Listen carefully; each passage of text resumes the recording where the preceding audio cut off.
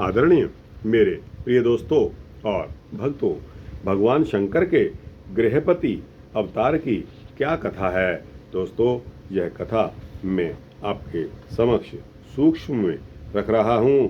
दोस्तों, आपका समय और मेरा समय दोनों ही कीमती हैं, लेकिन दोस्तों प्रभु की भक्ति भी बहुत आवश्यक है। अगर आपको अपने जीवन को सफल करना है तो साथ में थोड़ी थोड़ी भक्ति किया करते रहिए। तो दोस्तों, यह वृतांत लगभग 7-8 मिनट का होने वाला है। आपसे विनती है कि बने रहिए इस वृतांत के अंत तक। दोस्तों, आपको पता चल जाएगा कि भगवान शंकर के गृहपति अवतार की कथा क्या है। तो दोस्तों, आइए इस कथा को शुरू करने की इजाज़त दीजिए। आदरणीय मेरे प्रिय दोस्तों और भक्तों, नंदीश्वर जी कहते हैं कि हे ब्रह्मपुत्र, पूर्व काल की बात है, नर्मदा रमणीय तट पर नर्मपुर नाम का एक नगर था, जिसमें विश्वांतर नाम के एक मुनि निवास किया करते थे। वे पुण्यात्मा थे, शिव भक्त थे और जितेंद्रिय थे। दोस्तों, सुचिस्मति नाम की एक सद्गुणवती कन्या से उनका विवाह हुआ था। दोस्तों, किसका विवाह हुआ था कि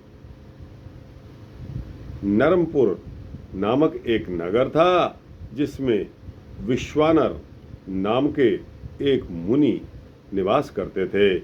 उन विश्वानर मुनि के साथ सद्गुणवती कन्या जो थी सुचिस्मति, उससे उसका विवाह हुआ था।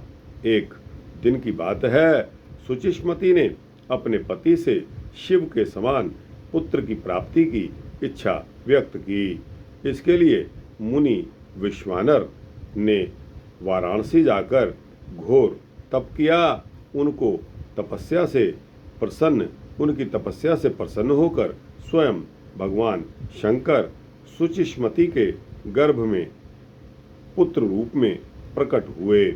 स्वयं ब्रह्मा जी ने बालक का गृहपति नाम रखा। तो दोस्तों, थे तो शंकर जी ही, लेकिन ब्रह्मा जी ने उनका जो नाम रखा वो गृहपति रखा।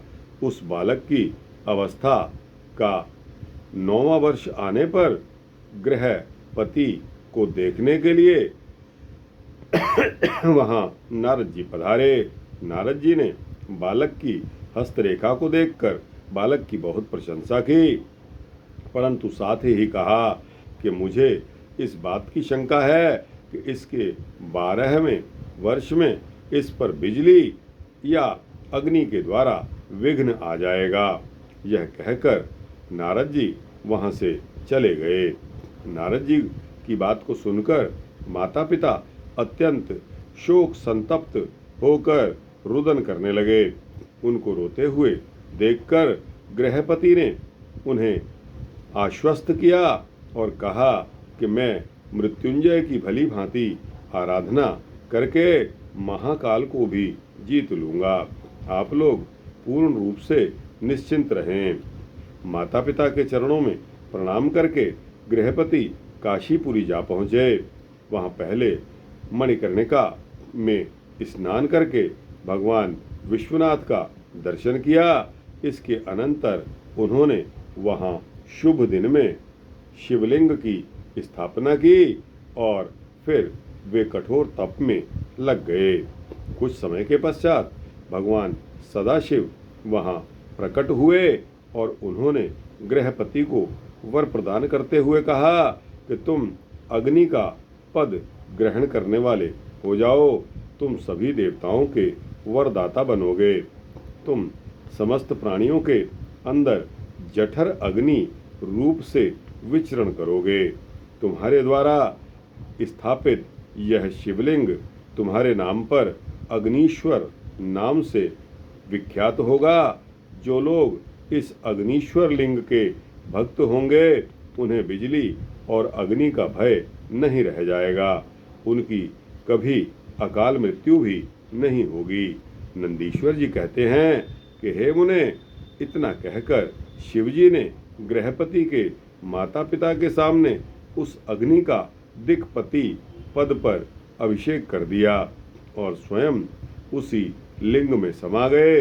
हे तात, इस प्रकार मैंने आपसे भगवान शंकर के गृहपति नामक आग्न्यावतार का वर्णन किया, जो ब्राह्मण अग्निहोत्र परायण होकर पंचाग्नि का सेवन करते हैं, वे अग्नि के समान वर्चस्वी होकर अग्निलोक में विचरते हैं।